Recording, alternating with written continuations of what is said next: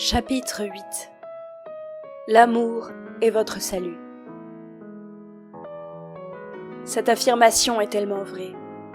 Elle est tellement évidente pour tout chrétien que personne ne saurait la remettre en question. Pourtant, si elle semble simple au premier abord, elle n'en demande pas moins un temps profond de réflexion. Il s'agit du dernier chapitre de ce livre, et force est de constater qu'il ne parle que de cela. L'amour est votre salut. S'il ne parle que de ça, pourquoi lui dédier un chapitre en particulier? Justement parce qu'il faut être sûr que vous avez bien compris de quoi il s'agit. Rien n'est plus ordinaire que de se tromper sur ce que nous pensons avoir compris. Si l'erreur est humaine, elle n'en demeure pas moins une chose du monde. Celui-ci veut encore vous maintenir dans l'illusion parce qu'il sent que vous lui échappez. Il va donc vous faire croire que vous avez compris que l'amour est votre salut. Oui, il est capable de faire cela. Vous devez avancer en parfaite connaissance de cause si vous voulez pouvoir passer par-dessus ces fausses affirmations. Vous allez comprendre ici l'essence même d'une telle entreprise, d'une telle quête. L'acceptation profonde et sans remise en question en vous de l'amour du Christ. Son amour est la porte ouverte pour monter vers le Père. Cela, vous l'avez bien compris. Mais savez-vous pourquoi il n'y a pas d'autre moyen, d'autre voie pour connaître le Père? C'est ce qui va vous être révélé dans les pages suivantes. N'ayez pas peur d'ouvrir encore plus grand votre cœur afin de recevoir l'amour du Seigneur. N'ayez pas peur de lire jusqu'au bout ce qui va vous être dit. Oui, il s'agit d'une grande nouvelle, ô combien salvatrice pour celui qui l'accepte de grand cœur en lui. Que celui qui a des oreilles pour entendre, entende. Ainsi s'exprime Christ dans la parabole du semeur, reprise dans les évangiles de Matthieu, Marc et Luc. Mes frères, mes sœurs, il n'est rien de plus sûr que votre capacité à atteindre le salut de l'Éternel. Vous avez une puissance en vous, et cette puissance, vous le savez déjà, c'est l'amour du Christ.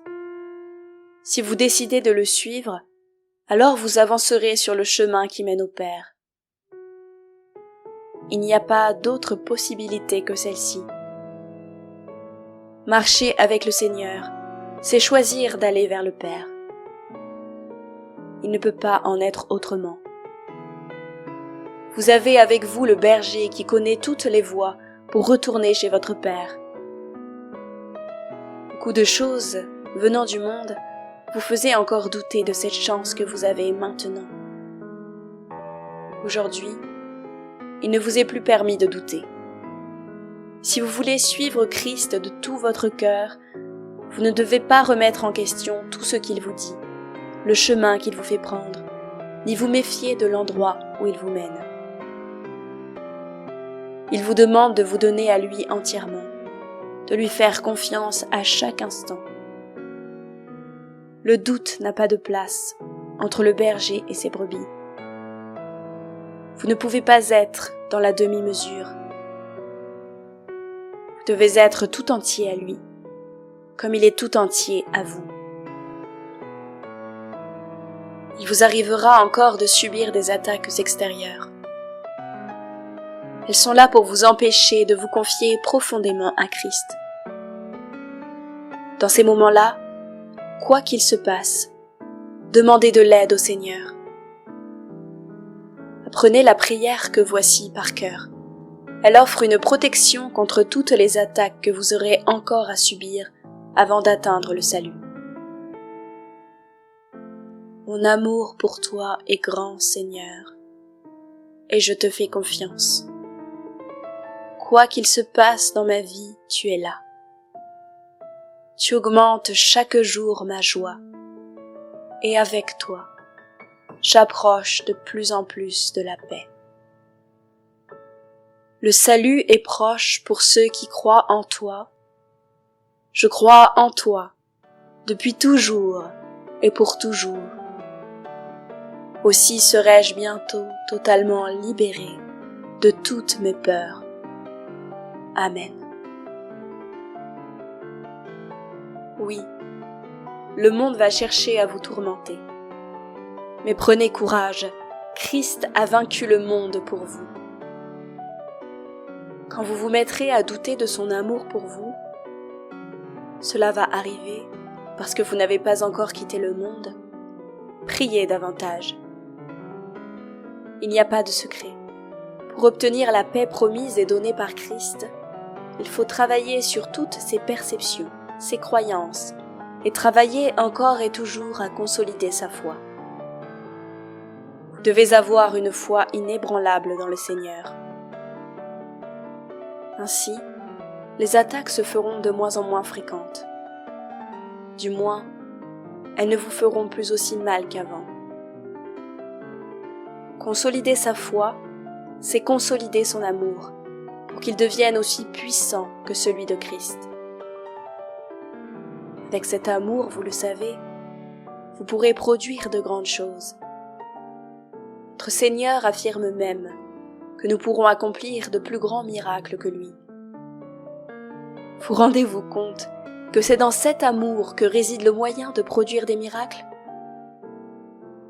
Vous pourrez guérir, vous pourrez parler en langue, vous pourrez parler aux animaux, vous serez capable de mener des non-chrétiens vers le Seigneur.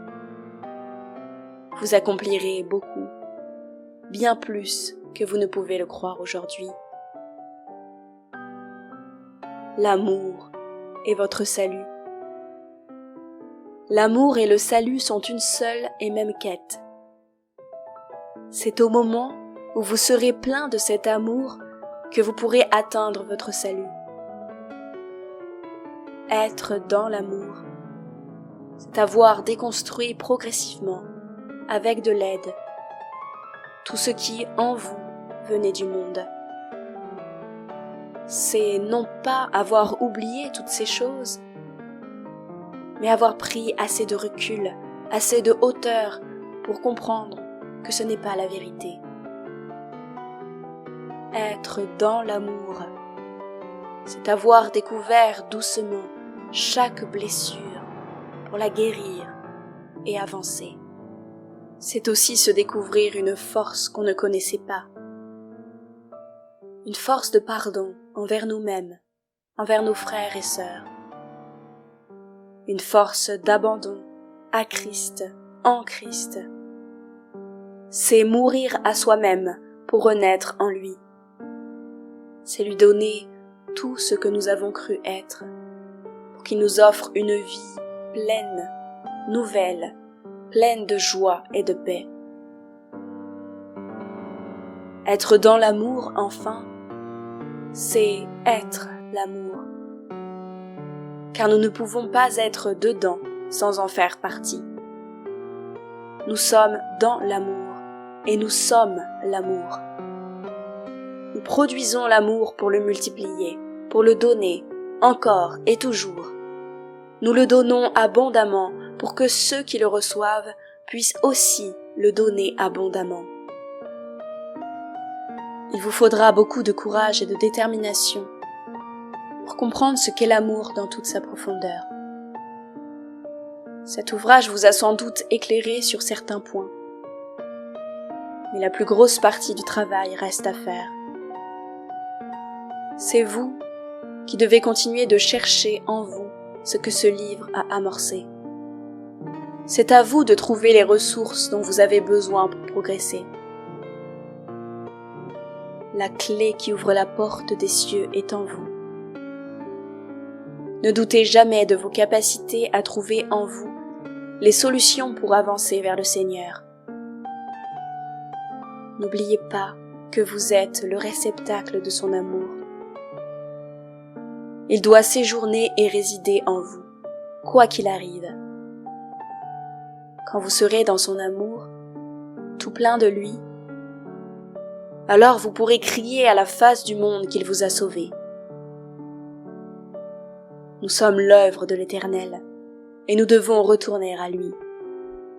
L'amour nous a créés, nous devons revenir à lui. L'amour nous a créés pareils à lui-même. Nous sommes des êtres infinis d'amour. Nous ne pouvons pas nous complaire dans un monde où l'amour n'a jamais la place qu'il mérite. L'amour doit être une véritable explosion, une effusion.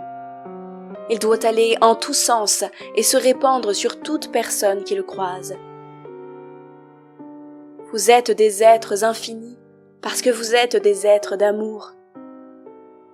Nombreux sont ceux qui pensent qu'ils ne méritent pas de connaître l'amour, ou bien que ce n'est pas pour eux, parce qu'ils ont été déçus dans leur expérience. Cet amour qu'ils évoquent n'est pas celui du Christ. Ils parlent d'un amour tout humain, tout ancré dans le monde. Oui, nous sommes faits de chair. Du moins il s'agit de notre enveloppe dans ce monde. En réalité, nous sommes bien plus que cela. Nous sommes des êtres pleins d'esprit, donc d'amour et de puissance. Car c'est une véritable puissance qui sommeille encore en vous. Elle va finir par se réveiller très bientôt, car le Seigneur appelle avec force ses soldats pour qu'ils viennent combattre à ses côtés. Devenez des guerriers dans la prière. Christ a besoin de nombreuses personnes à ses côtés. Revenons. Venons à lui sans une hésitation. Il est la lumière dans les ténèbres. Il est celui qui a vaincu le monde. N'ayez pas peur de le suivre, car il vous défendra quoi qu'il arrive. Le règne de Dieu est proche. Le monde va se fermer. Les ténèbres vont enfin laisser place à la lumière. Nous allons enfin connaître le pardon de l'Éternel. S'il y a une chose qui surpasse toutes les autres et qui doit être au centre de vos vies, c'est bien l'amour de Christ, qui est celui de l'Éternel. Méfiez-vous de tous ces gens qui cherchent à vous détourner de cet amour. Vous devez garder les yeux fixés sur le Seigneur, car c'est par lui que la porte du salut s'ouvre. On cherchera à vous nuire. Résistez. La tentation est partout dans ce monde. Vous êtes plus fort qu'elle parce que Jésus-Christ, le Fils du Dieu Tout-Puissant, est à vos côtés de toute éternité. Vous avez connu des misères, vous avez souffert, vous vous êtes sentis perdus, désemparés, seuls. Il est temps d'ouvrir les yeux et de trouver du réconfort dans le Sacré-Cœur de Jésus. Avec lui, des yeux nouveaux vont s'ouvrir. Vous ne pourrez plus dire que vous ne méritez pas, que vous n'avez pas le droit d'être heureux, que vous ne pouvez pas connaître l'amour. Cela est faux. Vous allez être heureux parce que l'amour est en vous, parce que l'amour, c'est vous. Voilà d'où provient le salut. Voici pourquoi l'amour est votre salut. Proclamez haut et fort que vous êtes vainqueurs dans le nom de Jésus-Christ. N'ayez plus peur de parler autour de vous de ce que vous vivez dans le Seigneur. Répandez la bonne nouvelle. Le temps de sa gloire arrive à grands pas. Il faut réunir autour de lui le plus de fidèles possible. Il n'est plus pensable de faire marche arrière. Le processus est lancé, et il doit être mené jusqu'à sa fin. Réunissez-vous pour lire la parole, pour prier. Priez pour vous, priez les uns pour les autres, priez pour ceux qui ne croient pas. Des miracles vont s'accomplir, et de plus en plus de personnes vont être amenées à suivre le Seigneur. Il est le chemin, il est la vie. Il n'est de peine perdue pour personne, même ceux qui aujourd'hui pensent fermement être non-croyants. Un jour va venir où les cœurs, même les plus fermés, vont s'ouvrir en voyant la lumière éclairer de toutes parts le monde. Les esprits qui se pensent loin du Seigneur vont finir par se rapprocher de lui, attirés comme des aimants par sa puissance infinie. Je vous le dis, ce qui va arriver est grand, si grand que jamais aucun n'a connu cela. Le monde va être terrassé. Il n'y aura plus de place pour le mensonge. Nous allons enfin connaître la vérité. Soyez tous bénis, vous qui avez décidé de suivre le Seigneur Jésus-Christ. Son avènement arrive. Ne perdez pas espoir. Amen.